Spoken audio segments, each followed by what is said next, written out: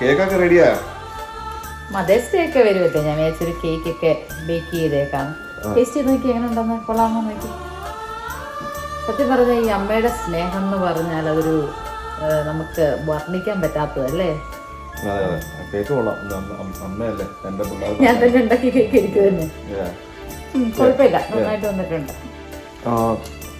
ശരി, ഇപ്പം മുസ്ലിം പറഞ്ഞത് ശരിയാ.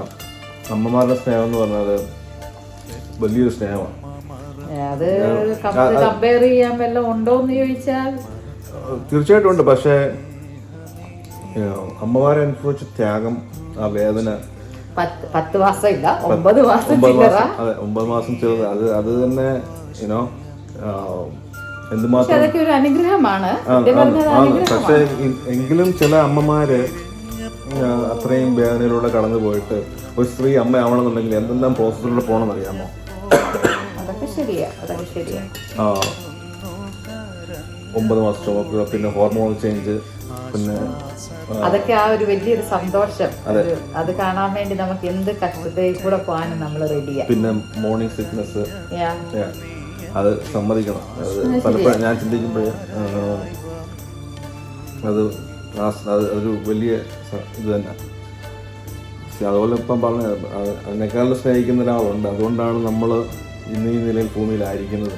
അത് ശരിയാ, അത് കറക്റ്റാ.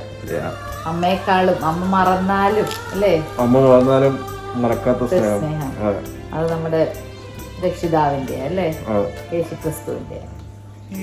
ശരിക്കും പറഞ്ഞാൽ ചിലപ്പോ ഈ അമ്മ കഷ്ടപ്പെട്ടതിന്റെ ഒക്കെ വെച്ച് കർത്താവ് യേശുക്രിസ്തു ക്രൂശിൽ കഷ്ടപ്പെട്ടത് വെച്ച് കമ്പയർ ചെയ്യുമ്പോൾ അമ്മയുടെ ഇതൊന്നും ഒന്നും അല്ല. അത് ഒരു വ്യക്തിക്ക് മാത്രമല്ല, ഈ ലോകത്തിലെ മുഴുവൻ. ഇപ്പൊ ഒരു അമ്മയെന്ന് പറഞ്ഞെങ്കിൽ 1 അല്ലെങ്കിൽ 2 മക്കൾ.